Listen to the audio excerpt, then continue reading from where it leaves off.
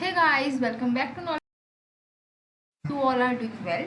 आज का हमारा वीडियो जो है वो बहुत ही इम्पॉर्टेंट है। क्यों? क्योंकि आज के वीडियो में से कम 2-3 क्वेश्चंस तो हमारे आते ही आते हैं, राइट। तो आज को देख लेते हैं कि आज हम क्या पढ़ने वाले हैं। तो हम चैप्टर नंबर 2 कर रहे थे लक्ष्मीकांत का, जिसमें हमने पिछले वीडियो में देखा था कि कैसे हमारा कॉन्स्टिट्यूशन बना था, राइट। हम देख चुके हैं। हमने देखा था कि कॉन्स्टिट्यूएंट असेंबली बनी थी, उसने मिलकर बहुत सारे जो नेशंस हैं उनके कॉन्स्टिट्यूशन को पढ़ा, उसके बाद में वेस्ट चीज़ों को उठाकर हमारा कॉन्स्टिट्यूशन बनाया गया था। अब ये जो कॉन्स्टिट्यूएंट असेंबली है, ठीक है, इसकी भी कई सारी कमिटीज़ थी।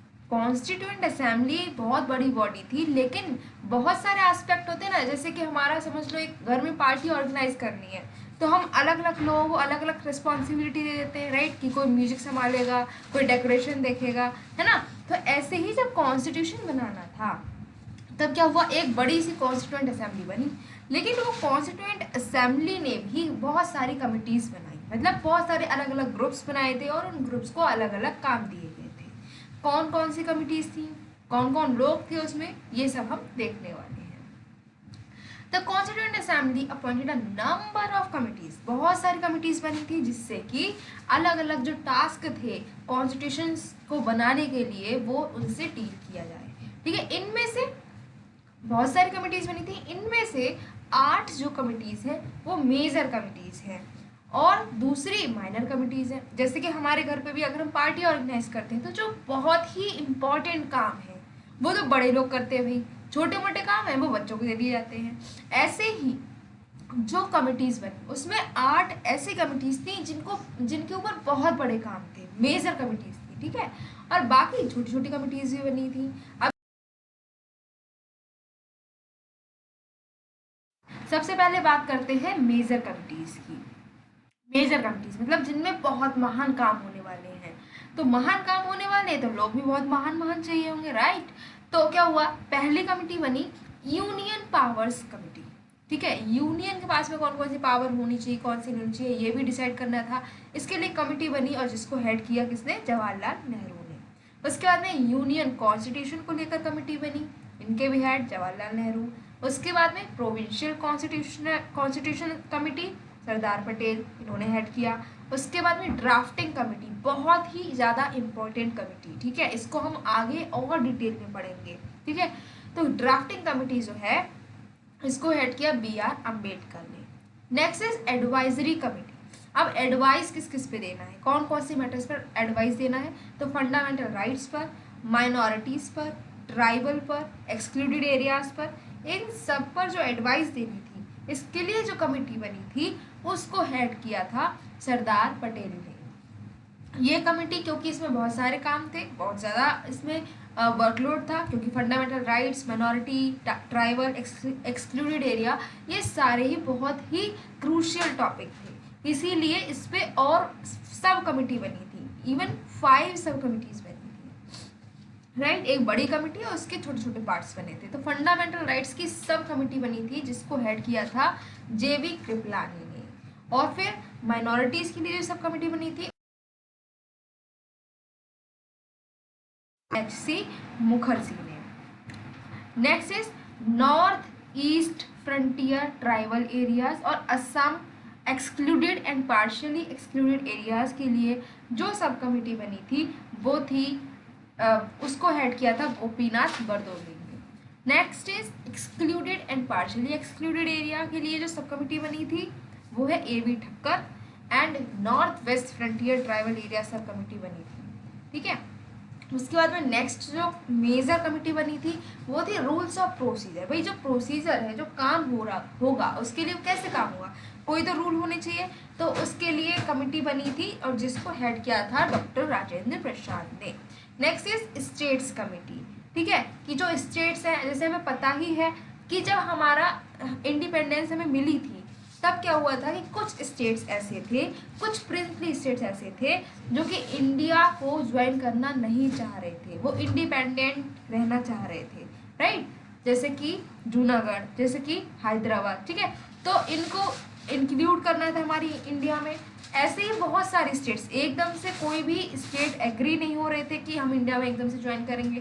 तो उनके साथ में नेगोशिएशंस किए गए थे, बहुत सारे काम किए गए थे, बहुत सारी मेहनत की गई थी, तब जाकर वो हमारी इंडिया एज अ यूनियन बन पाई है। हमारी इंडिया को उन्होंने ज्वाइन किया है। तो उनसे नेगोशिएशन कौन करेगा? नेगोशिएटिंग के लिए जो कमिटी बनी थी उसके हेड हमें याद रखने कि उसके हेड जो है सरदार पटेल नहीं है, यहाँ पर वो कौन है? जवाहरलाल नेहरू है। नेक्स्ट इज स्टीयरिंग कमेटी, उसके भी हेड। अब बात करते हैं माइनर कमिटीज की। भाई जो मेजर थी, जो बहुत बड़े काम थे, जिनके लिए कमेटी बनी थी, वो तो हमने देख ली, राइट। अब देखेंगे माइनर। भाई छोटे छोटे काम थे, उनके लिए भी कमेटी बनी होंगी। तो उनके लिए कौन कौन सी कमेटी थी? First is finance and staff committee. भाई पैसे से, क्योंकि कोई भी काम है बिना पैसे के तो नहीं होना है, ठीक है। तो पैसा कैसे हम अरेंज करेंगे, कहाँ से पैसा आएगा, कहाँ से नहीं, कहाँ पर कितना खर्च करेंगे, स्टाफ कौन कौन सा रहेगा, इसके लिए जो कमेटी बनी थी उसको हेड किया था डॉक्टर राजेंद्र प्रसाद ने। नेक्स्ट इज क्रेडेंशियल्स कमेटी, इसको हेड किया था अल्लादी कृष्णा स्वामी अय्यर ने। Next is house committee, house committee को हेड किया था पत्तावी सीतारमैया ने। Next is order of business committee, मतलब जो काम है किस तरीके से कौन सा काम होगा, पहले क्या होना चाहिए, उसके बाद क्या होगा, उसके बाद क्या होगा, ये जो है इसके लिए जो कमेटी बनी थी उसको हेड किया था के.एम. मुंशी ने। नेक्स्ट इज एडहॉक कमेटी, किस पर? नेशनल फ्लैग पर। भाई जो हमारा फ्लैग है, जो आज हम फ्लैग देखते हैं, वो वैसा फ्लैग ऐसे थोड़ा ना कि एकदम से अडॉप्ट हुआ और यही वाला फ्लैग बन गया एकदम से, किसी के मन में आइडिया आया, नहीं। हमारा जो फ्लैग है उसको बनाने का बहुत लंबा प्रोसीजर चला। पहले कैसे और बनाया था, चरखा था, कभी कुछ था, कभी कुछ था, उसके बाद में फाइनली ये जो फ्लैग आज हम देख रहे हैं वो आकर फिनिश हुआ है, उसको हमने फाइनलाइज किया है। तो एक कमिटी बनाई गई थी नेशनल फ्लैग पर, उसके भी head. Next, committee on the functions of the constituent assembly. जो कॉन्स्टिट्यूएंट असेंबली है वो कैसे काम करेगी, काम ठीक कर रही है या नहीं कर रही है, ठीक है। ये सब देखने के लिए भी एक कमिटी बनी थी और जिसको हेड किया था जी.वी. मावलंकर ने। नेक्स्ट कमेटी बनी थी सुप्रीम कोर्ट पर, ठीक है।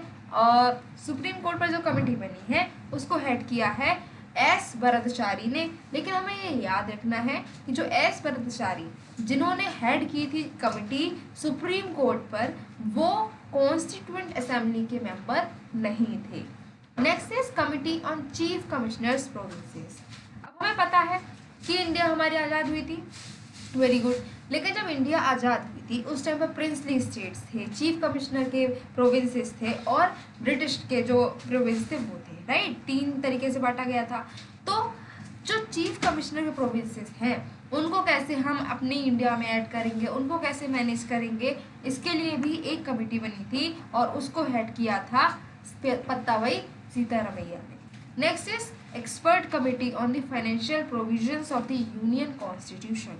अब जो यूनियन कॉन्स्टिट्यूशन है उसको बनाने के लिए क्या होगा कि हमें भाई कुछ तो पैसा भी चाहिए होगा, राइट। तो जैसे हमें पता भी 60 लाख अराउंड जो पैसे हैं वो खर्च हुए थे, तो वो जो रुपीज़ है, जो मनी है, जो खर्च हुआ है, वो कैसे आएगा, कहाँ खर्च होगा, इसके लिए एक एक्सपर्ट कमेटी बनी थी जिसको हेड किया था नलिनी रंजन सरकार ने। और ये भी जो है कॉन्स्टिट्यूएंट असेंबली के मेंबर नहीं थे।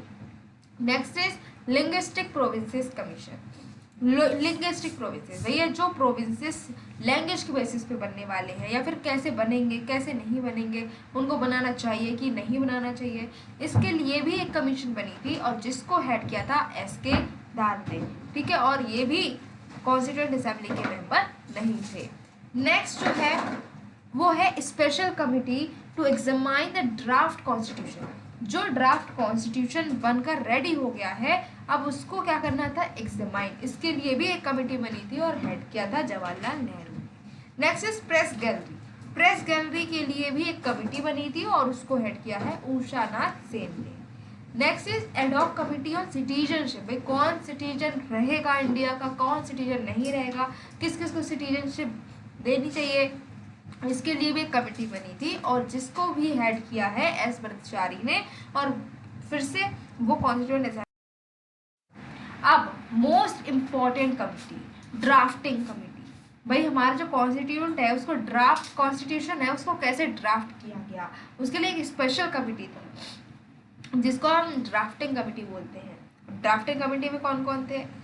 तो अमंग ऑल दी कमिटी, जितनी भी कमेटी कॉन्स्टिट्यूएंट असेंबली ने बनाई, जिनको हम पढ़ चुके हैं कि भाई मेजर थी, माइनर थी, उनमें से सबसे इम्पोर्टेंट कमेटी जो थी वो थी ड्राफ्टिंग कमेटी। ये जो ड्राफ्टिंग कमेटी है, जैसे हम आज़ाद हुए हैं 15 अगस्त को, उसके बाद 29 अगस्त को ही बनाकर रेडी कर दी थी। 29 अगस्त 1947 को ड्राफ्टिंग कमेटी बनकर रेडी थी। It was this committee that was entrusted with the task of preparing a draft of the new constitution. जैसे कि नाम से ही पता चल रहा है कि ड्राफ्टिंग कमेटी, तो इसका फंक्शन क्या होगा, किस पर्पस से हमने इसे बनाई होगी? इसका मेन पर्पस यही था कि इसको ये टास्क दिया गया था कि आपको क्या करना है, जो नया कॉन्स्टिट्यूशन हम बनाने वाले हैं उसका ड्राफ्ट आपको तैयार करना है। कितने लोग थे इसमें? याद रखने हैं भाई, सिर्फ पढ़ने नहीं है, इसको तो याद ही रखना है। आखिर कौन कौन थे? तो सबसे पहली बात, चेयरमैन कौन थे? B.R. अम्बेडकर, हमें पता ही है, हम पहले पढ़ भी चुके। नेक्स्ट जो इसके मेंबर थे वो थे एन गोपाल स्वामी अयंगर। फिर कौन थे? Alladi Krishnaswami Ayyar. Next is doctor K.M. Munshi. फिर सैयद मोहम्मद सादुल्ला। फिर कौन थे? एन माधव राव। ठीक है, एन माधव राव जो है इन्होंने रिप्लेस किया था किसको? B.L. मित्तर को, क्योंकि B.L. मित्तर की तबीयत खराब हो चुकी थी, तो उन्होंने कहा कि हम तो अब काम कर नहीं पाएंगे, हम कॉन्स्टिट्यूशन नहीं बना पाएंगे, तब इनको रिप्लेस किया था एन माधव राव ने। Next is T.T. कृष्णमाचारी। इन्होंने भी रिप्लेस किया है D.P. खैतान को, क्योंकि उनकी डेथ हो गई थी 1940।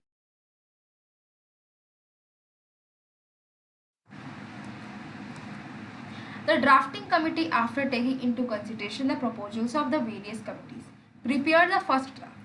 अब क्या हुआ कि क्या ड्राफ्टिंग कमेटी अपने आप से अकेले काम कर रही थी? क्या वो किसी और की नहीं सुनती थी? नहीं, ऐसा नहीं था। बहुत सारी जो कमिटीज़ बनी थी उन सब से प्रपोजल्स लेती थी, उन सब के रिकमेंडेशंस लेती थी, उन सब से बातचीत करने के बाद में क्या करा था, ड्राफ्टिंग कमेटी ने फर्स्ट ड्राफ्ट जो है कॉन्स्टिट्यूशन का वो बनाकर तैयार कर दिया था फरवरी 1948 में ही। ठीक है, कब बनी थी? अगस्त में बनी थी, और नेक्स्ट ईयर फरवरी में हमारा जो ड्राफ्ट है वो बनाकर इन्होंने तैयार कर दिया था। People of India were given 8 months to discuss the draft and propose amendments. 8 महीने का टाइम दिया था, बहुत सारा टाइम दिया था, और 8 महीने का टाइम दिया गया कि ये जो ड्राफ्ट बनकर तैयार हुआ है आप इसको डिस्कस कीजिए, इसको पढ़िए, आपको लगता है कुछ कमी है इसमें, कुछ ऐसा नहीं, ऐसा होना चाहिए, जो भी अमेंडमेंट्स आप चाहते हैं वो सब आप प्रपोज कर सकते हैं। आपके पास में 8 महीने हैं। In the light of public comments, criticisms and suggestions, the drafting committee prepared a second draft which was published in October 1948. उसके बाद में क्या हुआ, जो पब्लिक है उसके पास में जब राइट आया कि हम अपने ड्राफ्ट जो है उसको पढ़ेंगे, उसको डिस्कस करेंगे, उसके बाद में जब पढ़ा गया, उसको देखा गया, तो कई सारी उनको लगा कि नहीं ऐसा नहीं होना चाहिए, इसकी जगह पर ऐसा होना चाहिए।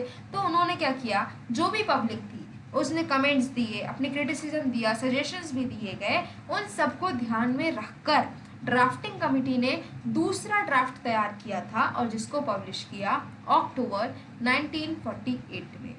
ड्राफ्टिंग कमेटी जो है उसने 6 महीने से कम ही समय लिया था एक ड्राफ्ट को बनाने के लिए, और बन हो गया था। कॉन्स्टिट्यूशन हमारा बनकर रेडी है। अब बात करते हैं कि इसको इनेक्ट करना है, तो कैसे इनेक्ट किया गया, कैसे हुआ, चलो देखते हैं। Doctor B.R. Ambedkar introduced the final draft of the constitution in the assembly on 4 November 1948।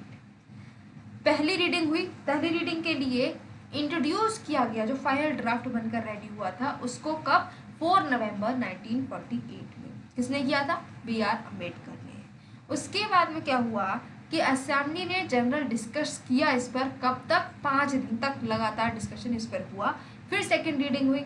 Second reading में क्या होता है, क्लॉज बाय क्लॉज हम पढ़ते हैं, डिटेल में रीडिंग होती है उसकी, और वो स्टार्ट होती है 15 नवंबर 1948 को। 15 नवंबर से शुरू हुई थी 1948 से, और इतनी ज़्यादा डिटेल में रीडिंग हुई कि ये जाकर नेक्स्ट ईयर अक्टूबर में जाकर ख़त्म हुई है 17 अक्टूबर 1949 में। इतनी लंबी सेकेंड रीडिंग चली थी। इस स्टेज पर लगभग 7653 अमेंडमेंट्स को प्रपोज किया गया था, और 2470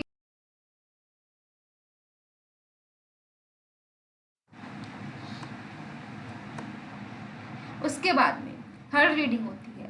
थर्ड रीडिंग स्टार्ट होती है 14 नवंबर 1949 को। डॉक्टर बी आर अम्बेडकर ने एक मोशन जो है उसको मूव किया। उन्होंने कहा कि जो कॉन्स्टिट्यूशन है जो भी असेंबली सेटल करेगी वो पास हो जाएगा।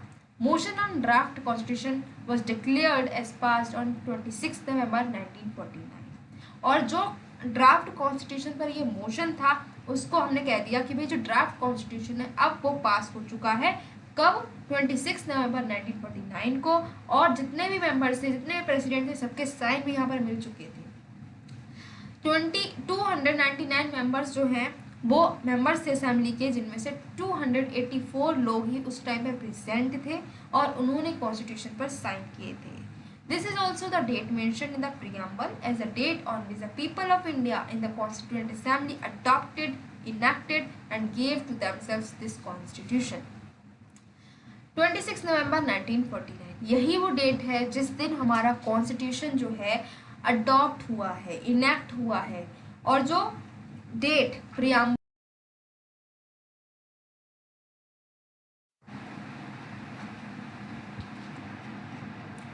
The Constitution as adopted on 26 November 1949 contained a preamble, 395 articles and 8 schedules. तो उस टाइम पर जब हमारा कॉन्स्टिट्यूशन 26 नवंबर 1949 को अडॉप्ट हुआ था तब इसमें एक प्रियम्बल था, 395 आर्टिकल्स थे और 8 शेड्यूल्स थे। The preamble was enacted after the entire constitution was already enacted. Preamble कब इनेक्ट हुआ है? प्रियम्बल इनेक्ट हुआ है तब जब हमारा पूरा का पूरा कॉन्स्टिट्यूशन इनेक्ट हो चुका था, उसके बाद में प्रियम्बल को इनेक्ट किया गया। डॉक्टर बी आर अम्बेडकर ने, जो कि उस टाइम पर लॉ मिनिस्टर थे, उन्होंने बताया है क्या? उन्होंने क्या कहा?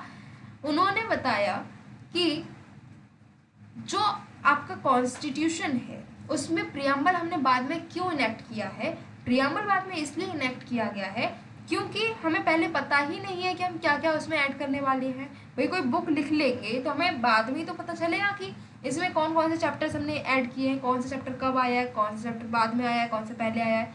वो सारे अरेंज करने के बाद में तो हम इंडेक्स बनाएंगे, राइट? यही हुआ। Dr. B.R. Ambedkar, the then law minister, piloted the draft constitution in the assembly. He took a very prominent part in the deliberations of the assembly. He was known for his logical, forceful and persuasive arguments on the floor of the assembly. Doctor B R Ambedkar है जो कि उस time पर law minister थे। उन्होंने क्या किया है? उन्होंने ड्राफ्ट कॉन्स्टिट्यूशन बनाने में सबसे ज़्यादा अहम भूमिका निभाई है। उनका ही बहुत इम्पोर्टेंट रोल है असेंबली में, ठीक है? उनको हम कैसे जानते हैं? उनके लॉजिकल, फोर्सफुल, परसुएसिव आर्गुमेंट्स जो वो देते थे असेंबली में, ठीक है, उसकी वजह से उनको जाना जाता है। उनको कहा जाता है कि जो इंडिया का कॉन्स्टिट्यूशन है उसके फादर कौन है? बी आर अम्बेडकर है। This brilliant writer, constitutional expert, undisputed leader of the scheduled caste and chief architect of the constitution of India is also known as modern Manu. तो उनको मॉडर्न मनु के नाम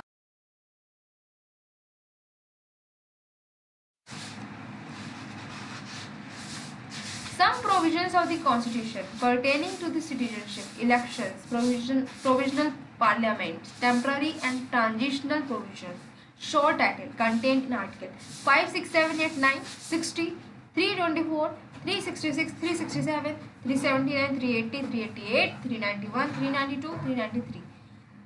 अब हमें पता है कि हमारा जो कॉन्स्टिट्यूशन है, ठीक है, वो हमने क्या करा है? उसको इनेक्ट कर लिया है कब? 26 नवंबर 1949 को, ठीक है। लेकिन ये कब से लागू हुआ है? लागू कब से हुआ है? लागू हुआ है हमारा 26 जनवरी, ठीक है, 1950 से। तो उस टाइम पर क्या हुआ था कि कुछ प्रोविजंस जो है हमारे कॉन्स्टिट्यूशन के वो तो 26 नवंबर 1949 में ही अडॉप्ट कर लिए गए और कुछ प्रोविजंस जो हैं वो बाद में अडॉप्ट किए गए हैं 26 जनवरी 1950 को। तो कौन कौन से आर्टिकल्स हैं जो तुरंत की तुरंत जब जैसे ही हमारा कॉन्स्टिट्यूशन फोर्स में आया वैसे ही जब अडॉप्ट हमने कर लिया है, जब हमने इनेक्ट कर लिया तब ही अडॉप्ट कर लिए गए हैं? कौन कौन से वो आर्टिकल्स? 5, 6, 7, 8, 9, 60, 324, 366, 367, 379, 380, 388, 391, 392, 393। ये सारे आर्टिकल्स किस चीज़ से रिलेटेड थे? कुछ आर्टिकल सिटीजनशिप से रिलेटेड थे, कुछ इलेक्शंस से, कुछ प्रोविजनल पार्लियामेंट से, कुछ टेम्पररी ट्रांजिशनल प्रोविजंस थे और कुछ जो थे उसमें शॉर्ट अटेम्प्ट था। जो रिमेनिंग प्रोविजंस हैं वो बाद में आए, कब, 26 जनवरी 1950 को, ठीक है। और 26 जनवरी 1950 को हम रिपब्लिक डे की तरह मनाते हैं और इस दिन से कहा जाता है कि हमारे कॉन्स्टिट्यूशन आज से लागू हो चुका है। नेक्स्ट इज 26 जनवरी को ही क्यों चूज किया गया? हमारा जब कॉन्स्टिट्यूशन बनकर रेडी हो गया है, कॉन्स्टिट्यूशन को हमने क्या करा है, इनैक्ट कर लिया है 26 नवंबर को ही, तो हम 26 जनवरी तक क्यों वेट किया है हमने? इसके लिए क्योंकि ये जो दिन है इसका एक हिस्टोरिकल इम्पोर्टेंस है। 1930 में इसी दिन को पूर्ण स्वराज डे के रूप में मनाया गया था, ठीक है। लाहौर सेशन में रिजोल्यूशन पास हुआ था, तब कहा गया था कि इस दिन हम आज़ादी मनाएंगे, लेकिन ऐसा हुआ नहीं। आज़ादी हमें मिल गई थी 15 अगस्त 1947 को, राइट। तो हमने क्या करा कि इस दिन हम क्या कर सकते हैं, इस दिन की इम्पोर्टेंस खो ना जाए, इसीलिए हमने क्या किया, इस दिन को ही अपना जो कॉन्स्टिट्यूशन है उसको लागू किया। Next is experts committee of the Congress. अब जो कांग्रेस है उसकी एक एक्सपर्ट्स कमिटी भी बनी। While elections of the Constituent Assembly was still in progress on July 8, 1946, Congress Party appointed an experts committee for the purpose of preparing material for the Constituent Assembly. अब elections चल रहे थे, ठीक है, constituent assembly के लिए। तब क्या हुआ कि जो कांग्रेस पार्टी है उसने एक्सपर्ट्स कमेटी बनाई जो कि क्या करेगी, कॉन्स्टिट्यूएंट असेंबली के लिए मटेरियल को तैयार करेगी। अब जैसे कि अगर हमें पढ़ाई करनी होती है तो हम क्या कर रहे हैं, अगर हमने सपोज हमने कहा कि आज हमें क्या करना है, आज हमें हिस्ट्री पढ़नी है, क्या हिस्ट्री पढ़नी है सोच कर ही पढ़ लोगे? नहीं, हमें कई सारी बुक्स पर पहले रिसर्च करनी होगी, कई सारी बुक्स को अरेंज करना होगा कि नहीं भाई ये वाली बुक अच्छी है, ये वाली बुक अच्छी है, 2-3 बुक्स को एनालाइज करेंगे, फिर देखेंगे कौन सी बुक से क्वेश्चन आए हैं पिछली बार, कौन सी से हमारा जो सिलेबस है वो कंप्लीट हो रहा है, कौन सा नहीं। बहुत सारी चीज़ों को एनालाइज करेंगे, तब जाकर मटेरियल लेंगे और मटेरियल तैयार होने के बाद में हम कहीं जाकर हिस्ट्री को पढ़ना शुरू करेंगे, राइट। तो ऐसे ही हमारा कॉन्स्टिट्यूशन बनना है ये हमें पता है, लेकिन कैसे बनाएंगे हमें तो कुछ पता नहीं है। कॉन्स्टिट्यूशन के लिए बहुत सारी चीज़ों को ध्यान में रखना है। तो हमने क्या किया, लगभग 60 कंट्रीज़ जो हैं उनके कॉन्स्टिट्यूशन को इकट्ठा किया, अलग अलग जगह से लेकर आए, क्योंकि उस टाइम पर तो इंटरनेट भी नहीं था कि भैया सर्च किया गूगल पे और आगे सब कुछ, नहीं, ऐसा नहीं था। तो हमने क्या किया, उसको अरेंज किया, फिर उसके बाद में उसको पढ़ा गया और फिर जाकर कहीं पर हमारा कॉन्स्टिट्यूशन बनकर तैयार हुआ है। तो ये जो एक्सपर्ट्स की जो कमेटी बनी थी,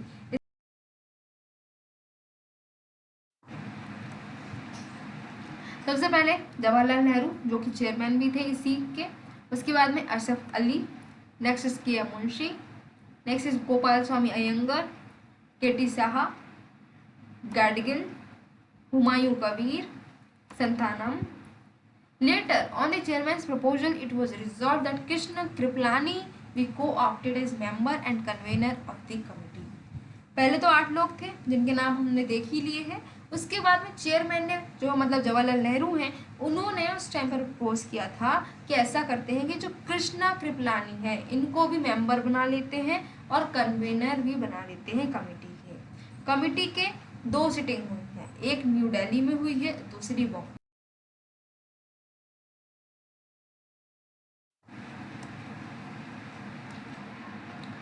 Apart from number of notes prepared by its members, the committee discussed the procedure to be adopted by the Constituent Assembly, question of the appointment of various committees, draft a resolution on the objectives of the Constitution, etc. etc. क्या हुआ कि पहली बात तो बहुत सारे notes बनाए। भाई हम भी पढ़ाई करते तो हम क्या करते हैं, नोट्स बनाते हैं, अलग अलग जगह से पढ़ लेते हैं, फिर उसके नोट्स बनाकर एक जगह पर इकट्ठा कर लेते हैं। ऐसे ही कमिटीज़ जो ये बनी थी एक्सपर्ट कमिटीज़ ने बहुत सारे नोट्स तो बनाए ही बनाए, लेकिन साथ में डिस्कस किया कि कैसे हम कॉन्स्टिट्यूएंट असेंबली जो है कैसे कौन कौन से प्रोसीजर को अडॉप्ट करके बनाएगी कॉन्स्टिट्यूशन को, ठीक है। कौन कौन सी कमिटीज़ का अपॉइंटमेंट होना है, कौन कौन उसको चेयर करेगा, कौन कौन मेंबर होगा, ठीक है।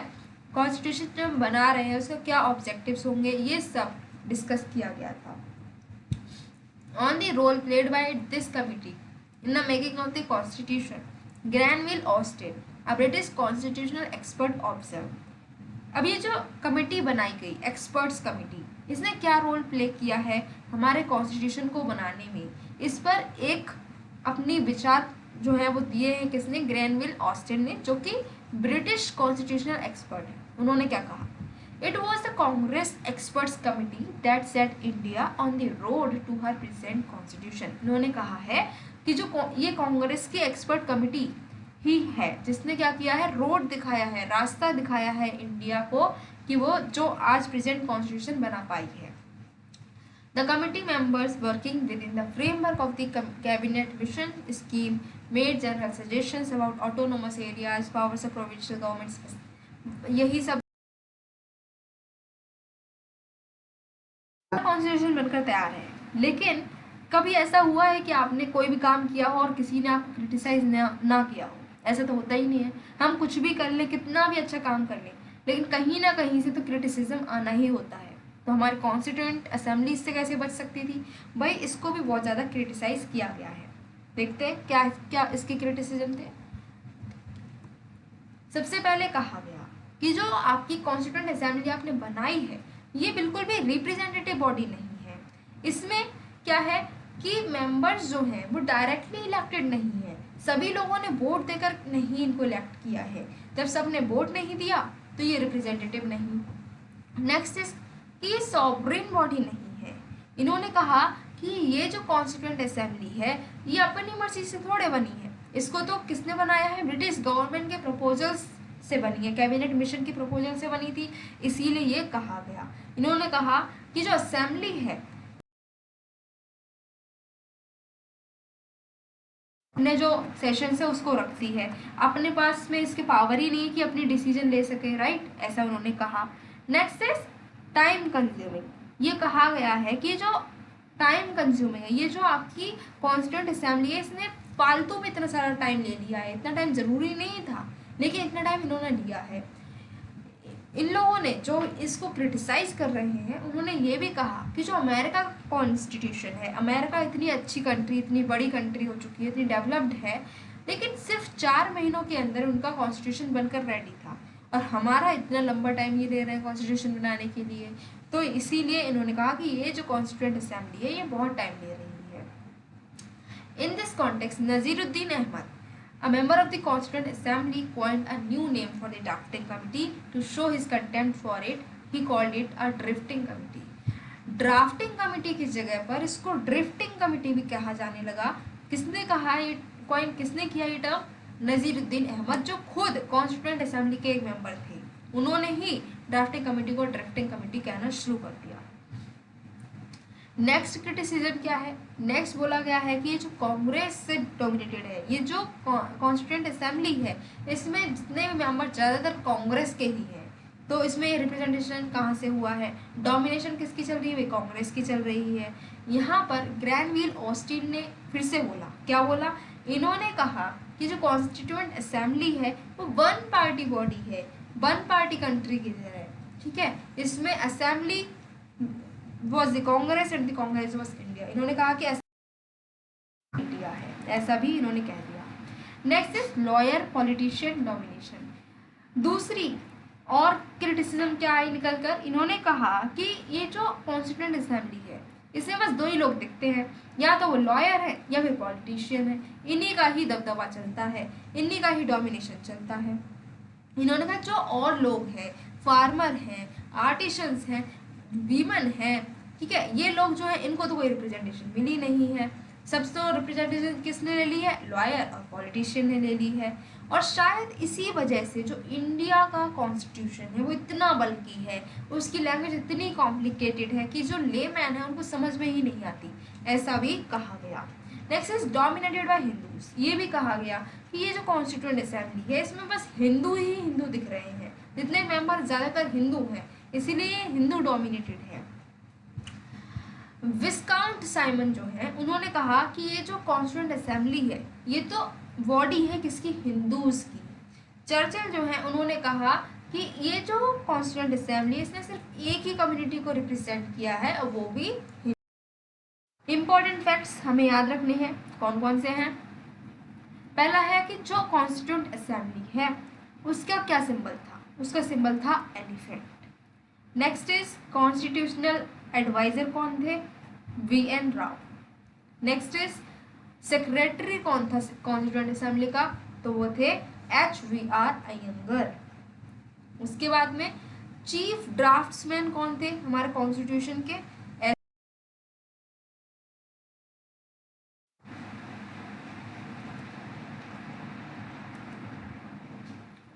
नेक्स्ट इज जो इंडियन कॉन्स्टिट्यूशन है वो बहुत ही ब्यूटीफुल लैंग्वेज, बहुत ही ब्यूटीफुल स्टाइल में लिखा गया है, बहुत ही ब्यूटीफुल तरीके से लिखा गया है। तो वो ब्यूटीफाई इसको किसने किया है, कौन था कैलीग्राफर, तो वो थे प्रेम बिहारी नारायण रायजादा। ओरिजिनल कॉन्स्टिट्यूशन जो है वो हैंड रिटन था, बहुत ही ब्यूटीफुल हैंड राइटिंग में लिखा गया है, हाथ से लिखा गया है, प्रिंटेड नहीं था ओरिजिनल हमारा। वो भी कैसे लिखा है, फ्लोइंग इटैलिक स्टाइल में, राइट। उस टाइम पर जब इतनी ज़्यादा इलिटरेसी थी, उस टाइम पर फ्लोइंग इटैलिक स्टाइल में लिखा गया था, वो भी हाथ से लिखा है, कैलीग्राफी में लिखा गया है। किसने लिखा था, प्रेम बिहारी नारायण रायजादा ने। Next is the original version was beautified and decorated by artist from Shantiniketan including Nandalal Bose and Beohar Rammanohar Sinha. अब जो लिख तो दिया, कैलीग्राफी कर दी उस पर प्रेम बिहारी नारायण रायजादा ने, लेकिन अगर आप ओरिजिनल कॉन्स्टिट्यूशन को उठाकर देखेंगे तब क्या है कि उसमें बहुत सारी साइड में डिजाइन्स बनी हुई हैं, राइट। बहुत ही ब्यूटीफुल लगता है देखने में। तो उसको ब्यूटीफाई किया किसने है, उसको ब्यूटीफाई किया गया है, इसको डेकोरेट किया गया है। कहाँ से आर्टिकल्स आए थे, कहाँ से आर्टिस्ट आए थे, शांति निकेतन से। और उसमें कौन थे mainly, Nandlal Bose and Beohar Rammanohar Sinha. व्योहर Rammanohar Sinha ने इसको इल्यूमिनेट किया है, ब्यूटीफाई किया है, ऑर्नामेंटेड किया है, ठीक है। उसके बाद में था calligraphy of the Hindi version. अब हमारा जो कॉन्स्टिट्यूशन है वो इंग्लिश में भी है और अब हमें हिंदी में भी अवेलेबल है। तो हिंदी वर्जन जो है वो उसकी कैलीग्राफी किसने की है, तो हिंदी वर्जन की कैलीग्राफी की है वसंत कृष्ण वैद्य ने। एंड एलिजेंटली डेकोरेट और इल्यूमिनेट किसने किया है, Hindi text of the constitution. जो कॉन्स्टिट्यूशन है वो इंग्लिश में लिखा गया था, लेकिन अब हिंदी में भी अवेलेबल है। Originally, the Constitution of India did not make any provision with respect to an authoritative text of the Constitution in the Hindi language. 58th Constitutional Amendment हुआ है 1987 में। उसके बाद एक नया आर्टिकल डाला गया 394A, लास्ट पार्ट है कॉन्स्टिट्यूशन का, ठीक है। इसमें क्या है, कुछ प्रोविजंस हैं, जैसे कि प्रेसिडेंट जो है पब्लिश कर सकते हैं। क्या पब्लिश करेंगे, ट्रांसलेशन। जो हमारा कॉन्स्टिट्यूशन है जो कि इंग्लिश में है, उसको ट्रांसलेशन उसका हिंदी में वो पब्लिश करवा सकते हैं, कौन, president. The modifications which are necessary to bring it in conformity with the language style terminology adopted in the authoritative text of the central acts in Hindi can be made in it. जितने भी amendments होंगे constitution के, made before such publication should be incorporated. मतलब क्या कि जो constitution है वो इंग्लिश में है, उसको हिंदी में आप ट्रांसलेशन उसको पब्लिश करवा सकते हैं, कौन, प्रेसिडेंट की अथॉरिटी से हो सकता है, ठीक है। लेकिन जो मॉडिफिकेशन चाहिए, क्योंकि अगर हम कुछ सेंटेंस ऐसे होते हैं जिसको इंग्लिश से अगर हम हिंदी में करें तो उसका मीनिंग ही बदल जाता है या मीनिंग निकलता ही नहीं है, राइट। तो उसको मॉडिफाई करना पड़ेगा। तो मॉडिफिकेशंस आप कर सकते हो, टर्म्स में अगर कुछ चेंजेस करने हैं आप कर सकते हो, लैंग्वेज में चेंज करना है कर सकते हो, स्टाइल में चेंज करना है कर सकते हो, ठीक है। लेकिन वो कैसा होना चाहिए, जो इंग्लिश में टेक्स्ट है उससे ही कंफर्म होना चाहिए। ऐसा नहीं कि इंग्लिश में कुछ और लिखा है, आपने हिंदी में ट्रांसलेट किया, कुछ और निकल के आ रहा है, आपने वही पब्लिश कर दिया, नहीं। अगर आपको कुछ मॉडिफाई करना पड़ रहा है आप करिए, ठीक है। जो भी अमेंडमेंट्स हुए हैं वो अमेंडमेंट्स भी इसमें इनकॉर्पोरेट होना चाहिए। The translation in Hindi of every amendment of the Constitution made in English. The translation of the Constitution and its every amendment published shall be construed to have the same meaning. वही जो English में meaning है उसका निकल रहा, किसी भी language में आप ट्रांसलेशन कर रहे हैं तो वो सेम मीनिंग होना चाहिए, ठीक है। अगर हिंदी में ऐसा हो रहा है कि ट्रांसलेट करने के बाद में कुछ सेंस अलग आ जा रहा है या फिर डिफ़िकल्टी हो रही है किसी मैटर में, तो प्रेसिडेंट जो है हिंदी टेक्स्ट को भी रिवाइज करवा सकते हैं। Translation of the constitution and its every amendment published shall be deemed to be for all purpose its authoritative text in Hindi. जो